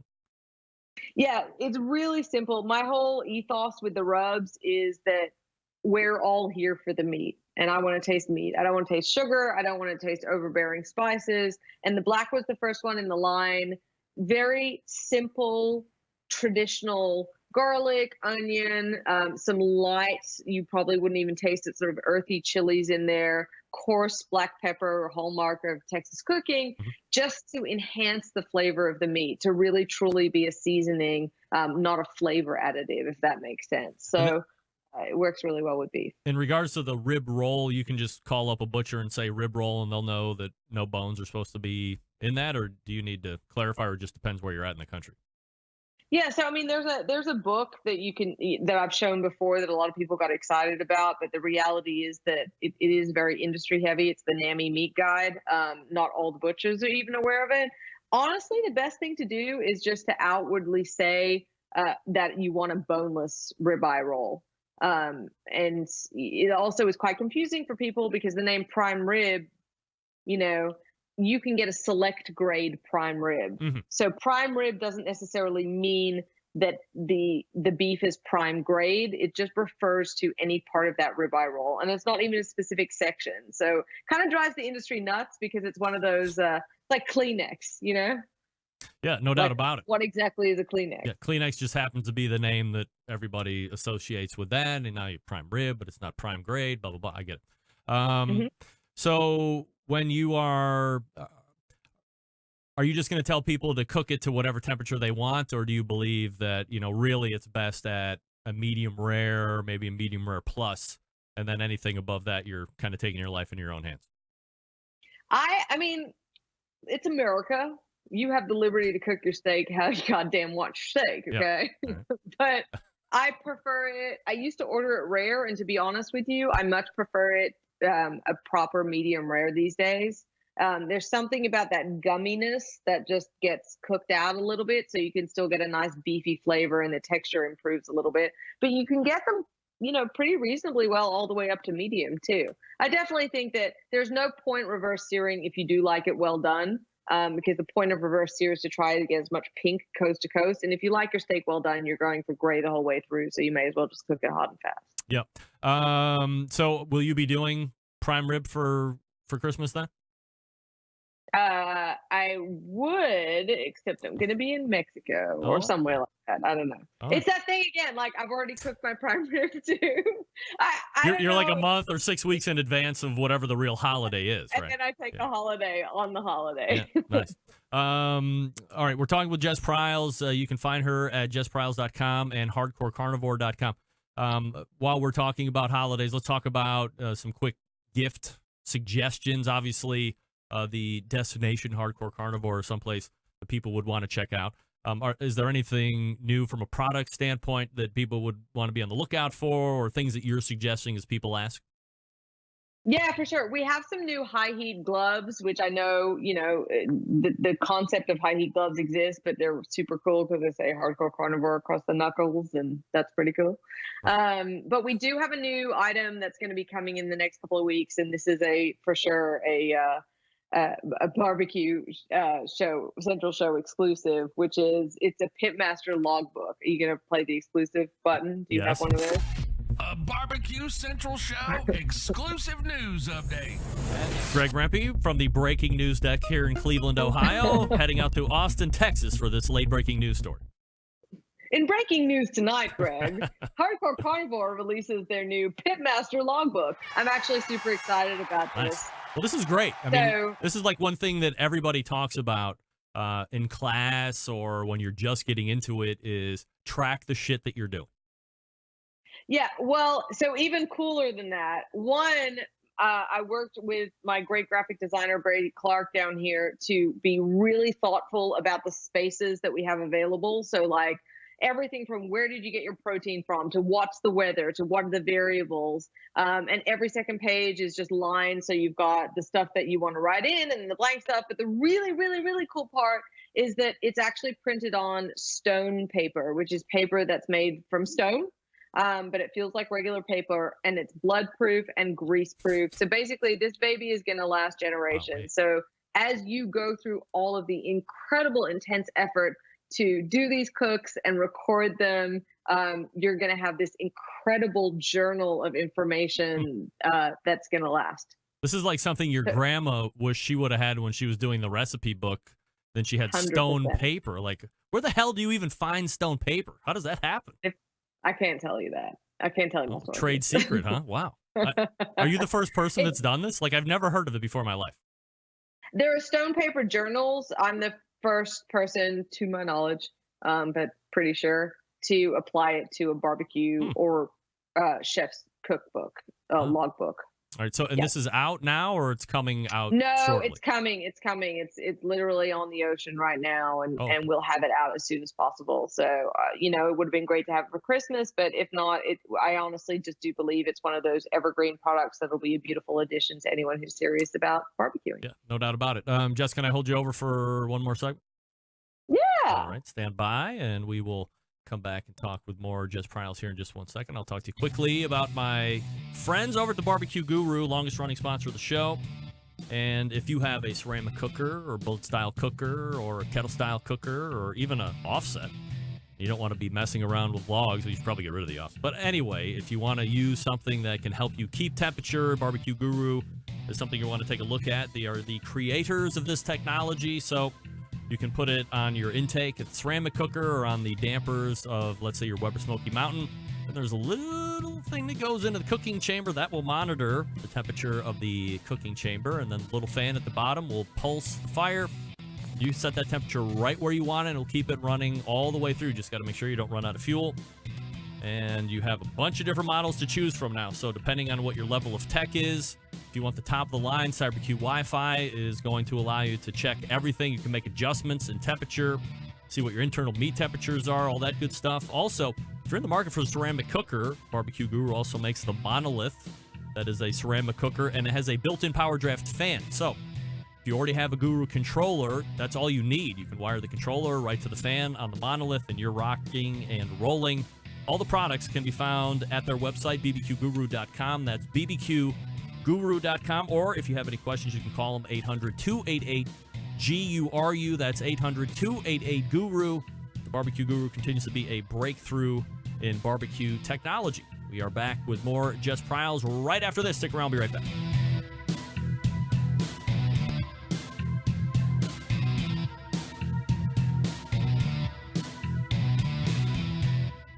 Continuing to produce incredibly mediocre content in an exceptionally professional way. You're listening and watching the BBQ Central Show. Once again, here's your host, Greg Rempe. All right, welcome back. We are being joined by Jess Pryles from JessPryles.com and HardcoreCarnivore.com. Follow her on the social medias. I mean, pretty much everybody does already if you're part of this live fire. How many social media follower stuff do you have right now? Do you have any idea? Thousands? Not really. Tens of. Are you down on the socials? I'm down on the socials. I hate them now. A year ago, I was trying to figure out how can we blast this ship off into space, and now I'm like, can we crash this mother effer right down to the ground and just walk away and be done with it? I don't know. It changed so fast. It definitely goes in ways. What the big difference for me is I'm not trying to chase. I'm not trying to play the game. I'm not trying to post what I think it wants me to post anymore. And we've spoken about this before. Yep. I'm just putting my stuff out there as kind of a portfolio of who I really am and who the product really is. And if you follow along, then great, because I'm not about to spend my time trying to just, chase the dragon, as it were. Yeah, let's talk about this beef subscription box. Ooh. And I've seen one in particular, and I'm not looking for them, but I guess there appear to be, more and more rolling out. And there was a specific, I don't know if it was an Instagram story or something that I saw of yours, and you were a little, you were taking an issue with things that were happening. And, I view it more as, some people come across and be like, oh, she's just burning on something and blah, blah, blah. It's just a shtick. But I see this more of you being the advocate for the consumer, especially one that might see a big name associated with this box. And for the one specifically, there are quite a few big names tied to it. And right. So, I see it as you saying, hey, let's wade through the heat here. And this is what I'm really trying to tell you is, you better beware. And there's some things you need to know about these services. So you're an educated consumer. Do what you want. Like you said, it's America. Spend your money freely. But make sure you know what you're getting into and don't just buy into the hype because such and such is names attached to it. Yeah, and I mean whether it's an influencer or just straight out a celebrity endorsement, that's what they get paid to do, right? Try and make you want to buy that product. Yeah. I think for me, the thing is that I have the ability, and yes, I am an educated consumer, like you said, but I think that the role that I play in the industry is someone who is much, much, much more clued in on the beef side of things, be it production, actual processing, and to some degree, without actually having a degree, the meat science of it. So I can decipher things that I sit there and go, like you throw your hands up all like, come on, really? So I'll tell you, here's a good analogy, and then I'll tell you about some of the stuff I've seen. There was a smoker company for a while that, and I think most of your audience would get this. What they were marketing their cookers as was competition grade, right? That doesn't mean anything because you can roll up to a competition and win on a modified oil drum. Right. You know what I'm saying? There's no one that looks after that. There's no one that sanctions it to be competition grade, but that's what they came up with. So when the person who doesn't really know what they're doing is walking into their average barbecue shop and went, oh, well, that better be good because it's competition grade, right? Right. So the existence of beef subscription boxes is great because it allows for smaller holder ranchers that know that they have great product to get a higher price for their product by skipping the middleman and going directly to the consumer, right? The problem with that is that a lot of these box subscriptions aren't graded because signing up for USDA grading is expensive. Yep. And so you're taking their word for it that they're only going to put really good beef in there. Because some ranchers, as much as they love their cattle and as much as they want to be great ranchers, maybe they don't have the genetics there, maybe they don't have the money behind it, aren't producing good beef. So you're talking about a system that's basically an honor system, right? Where the consumer doesn't really know better because now that grade that's guaranteed by the USDA, who's a third party, has been taken out, and you have to take the word that they're going to send you good beef. For the most part, they do, because if they send you bad beef, you're never going to buy another box, right? But it's still a little bit unknown. The thing that I really dislike about it is I'm here for all beef. And that means the big guys and the little guys. And I really dislike when the industry turns upon itself in order to sell more beef. And some of the little guys are using scare tactics like know where your meat comes from, which was a big part of it as well. And for me, there's traceability throughout, particularly in countries like Australia, you can actually trace it all the way back to the ranch. In the US, you can trace it all the way back to the processing plant. And before that, it actually doesn't make a difference in terms of the health and well-being of the piece of meat that you have to know any more information than that. So some of these boxes, and particularly the one that you saw, I just found it fascinating because the people who they've gotten to speak on their behalf are coming at it from the perspective of know where it comes from. This is grass-fed. It's better for you. Or the inference, it's better for you, and that it's sustainable, and that basically this stuff is better quality, which I know where they're getting it from, and it is very good quality. But that basically somehow you're doing the right thing by that it is nearly they don't say it, but there's an inference that it's that locavore thing too. Shop local, eat local, keep it sustainable. Sustainability is a big thing. Now, what they do tell you, because it's completely available on their website, but you absolutely have to dig for it because it's nowhere on the front page, is that every single piece of beef they sell is from Australia. Because Australia has far superior grass-finished beef than the U.S. does in much more widely available quantities. Just because of the landscape of Australia? Right, because of the feed that we have. Right. It's like, America grows corn better. Australia grows grass-fed beef better. Other people grow tomatoes better. It's just how it is. All right. Just horticulture. So, and we have really good genetics down there too. So, the problem is you've got a lot of people. So the question I asked on my social media was, would you be surprised if you knew that one of the biggest subscription boxes who talks about sustainability imports all their meat from Australia? And I'm not saying that's a good thing or a bad thing. It's just like, what do you think as a consumer? And everyone threw their hands up and was like, what? That's abhorrent. How can it not be American beef? And blah, blah, blah. And I just think that there's also a lot of people out there that don't realize that it's not coming from, within their state, let alone within their country. And it would serve them well to kind of scratch beneath the surface.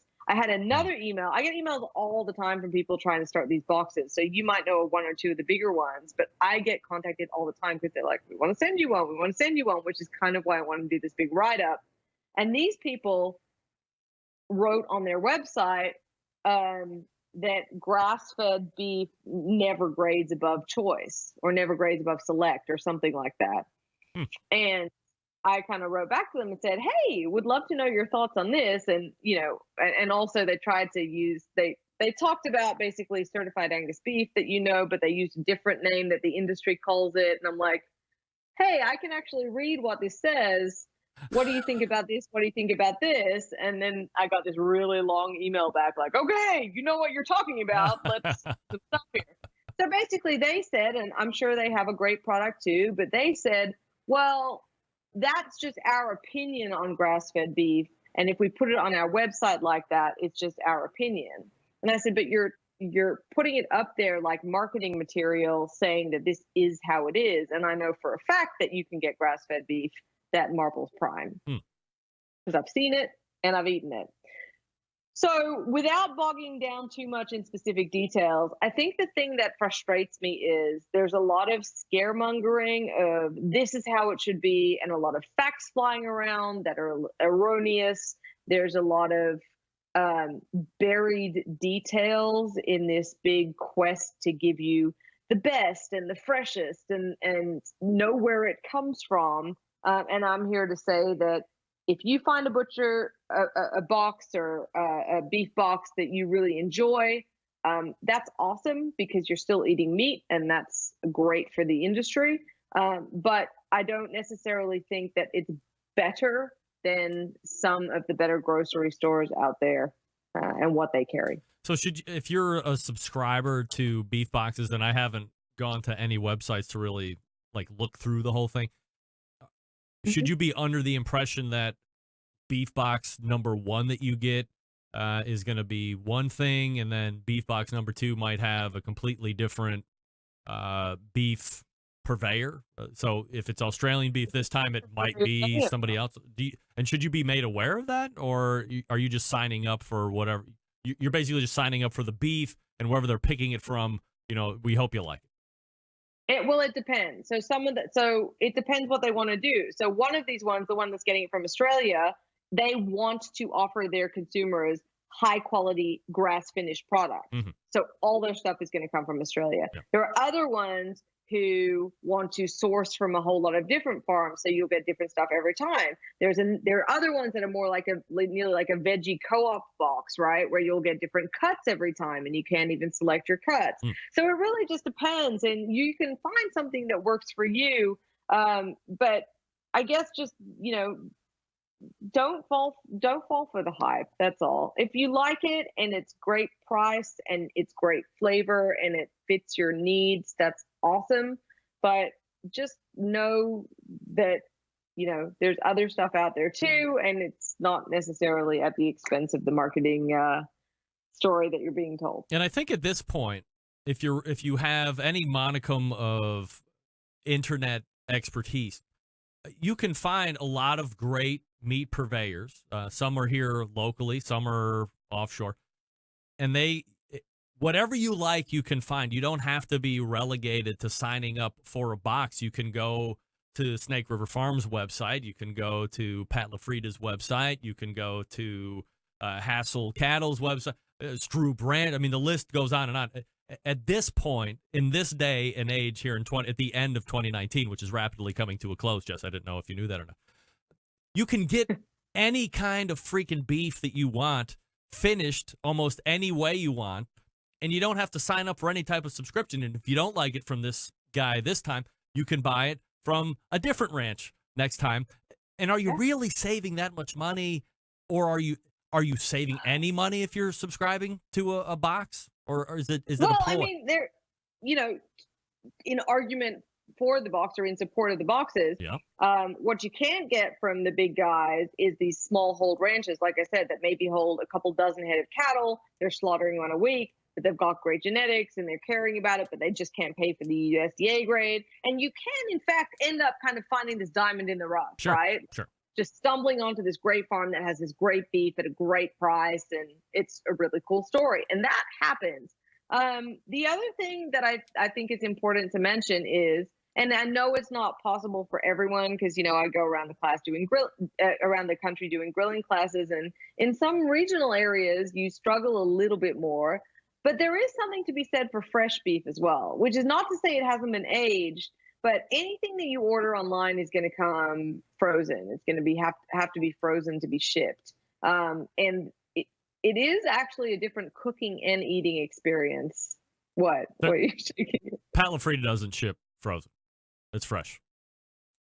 But how far does he ship? All over the country. I just don't understand how you can ship not frozen meat, is what I'm saying. Like, it has to go on dry ice at least, and by the time it gets to Texas, it's going to be semi-frozen. He's got this, I don't even know what the hell you call it. I'm going to say ice pack, but not ice. I think he calls them gel packs. But his separator is that no matter where you are, obviously, the mainstay of that business is through restaurant and all that other shit, but he's gotten into the end user, I'll call it, portion of it pretty heavy over the last 18 to 24 months. But to separate from everybody else that ships frozen, to your point, his shit shows up fresh, and it's in a big cooler, and he's got these gel packs that keep it, I guess, right under where the danger zone temperatures would be, and it doesn't matter where you're at. I don't know what that looks like from a shipping cost to make sure it gets to you without getting unsafe, but his meat shows up fresh. You can unpackage it, throw it right on the grill. You don't need to wait a day to thaw it or 2 days. So, just a little. But he's the only one I know that does it. So everybody else has showed up frozen. So, what can I tell you? It's pretty incredible. Yep. I would still probably stick a thermometer in it before I cooked it. And he says the way they package it, once you get it to your house, it will stay in your refrigerator for 3 weeks or so before he would get a little anxious about actually cooking and eating. So I thought that was a pretty long time for fresh showing up, especially definitely depending on when it actually gets to your house, and then 3 weeks out after that. Yeah, absolutely. Yeah. All right. So let me ask you lastly, and completely divergent off barbecue and grilling. Did you try the Popeyes chicken sandwich? Oh, I meant to eat it today and I didn't. I know. God I want it, damn it. But I'm going to listen to me very carefully. I can already tell you that I like it. I haven't tried it, but I like it. Wow. It's crazy Popeyes talk. is one of the most underrated fried chicken out there. Phenomenal. Is it underrated? I'll fight you. Yes, because there are people who automatically dismiss it like, oh, it's fast food. It's disgusting. But I'm telling you, Kenji Lopez Alt is the same from Serious Eats. He thinks it's one of the best examples of fried chicken out there, and I agree. All right, so here's what I'm telling you. 3 weeks ago, I had the most dramatic interview of my life in 12 years of doing this show. And it was from a fellow Texan. Technically he's a fellow Buckeye, but also a transplant like yourself into Texas. Daniel Vaughn, editor of Texas Monthly. And we were talking about it. We had all this build up, a lot of drama. And then I asked him to rate the chicken sandwich. And this was the rating scale, not in the scheme of fast food fried chicken, Kentucky Fried Chicken, Popeyes, Chick-fil-A, you name it. I said in the grand spectrum of everything you've ever eaten, 1 being the worst and 10 being the best thing. 10 being the best thing. He rated it a 7. And I said, Daniel, I have to question everything you've ever said in your life that you rate a Popeyes chicken sandwich a 7 out of 10. So I have to ask you, do you think, and I'm asking you to speculate, even though you think it's going to be good, do you think it could be a 7 out of 10? That seems for sure. magnificent. What? For sure. No, quick, get your hand off that buzzer, dude. God. 7 out of 10. Absolutely. You've eaten in the best restaurants in the world, and you're going to tell me that it could only be 1 or 2 or 3 points away from that?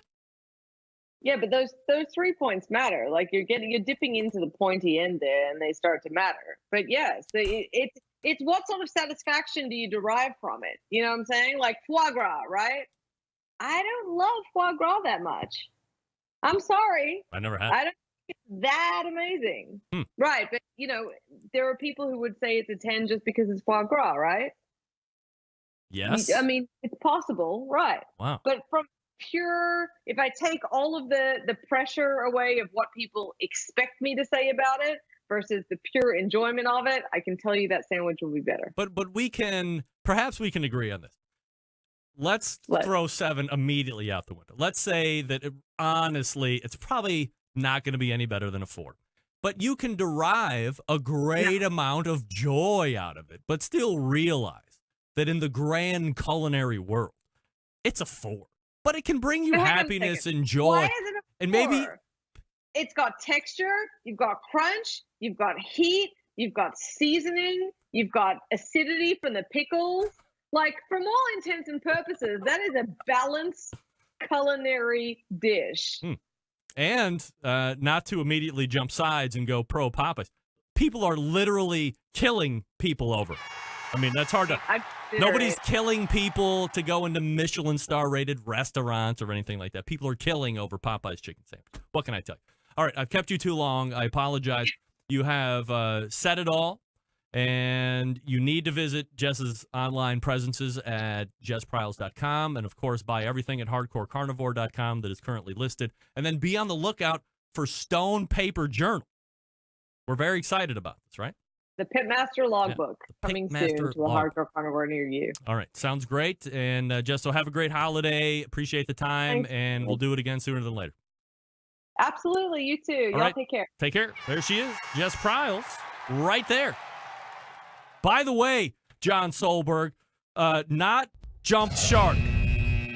This is high entertainment conversation right here. This is what the show is about.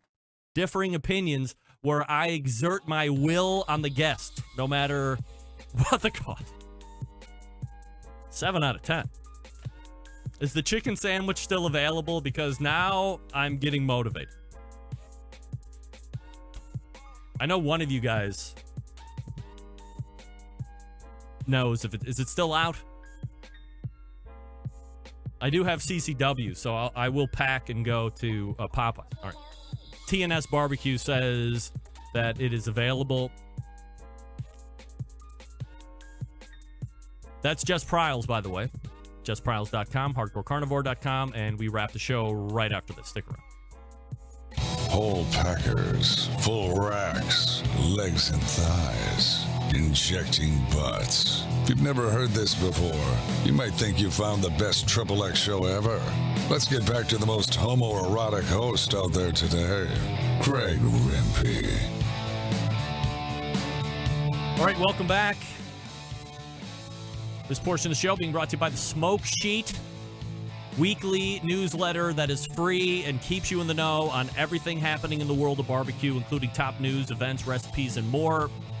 Started by Ryan Cooper and Sean Ludwig, and both of them are traveling around the country to find the best barbecue and then report on it. You can sign up for the newsletter to see full events on their barbecue calendar at bbqnewsletter.com. Actually, Ryan probably not doing a lot of traveling. We continue to wish him a speedy recovery on his medical condition. You can check out Ryan's Facebook page if you want more insight and in-depth analysis on that. But we will wish Ryan Cooper a speedy recovery and hopefully back on this show to talk more about the live fire industry. All right, let's go ahead and wrap it up. All the way back in the first hour was Meathead, AmazingRibs.com, his website. Then, in the second hour, Jess Pryles, the Hardcore Carnivore, JessPryles.com, JessPryles.com, HardcoreCarnivore.com. And and be on the lookout for that new logbook. Stone paper. I'm going to Google that as soon as I get done with the show. That has got me incredibly intrigued. She also has no second guessing that a Popeye's chicken sandwich could easily rate 7 out of 10 as far as best foods ever. Interesting. Gotta tell you, my review of a Popeye's chicken sandwich might be coming next week, and I'm not even kidding. Big show planned for you next week, September 11th, 2001. I will never forget. Until next Tuesday at 9 p.m. Eastern Standard Time, is your program host, proud U.S. American, Greg Rempe. Good night now.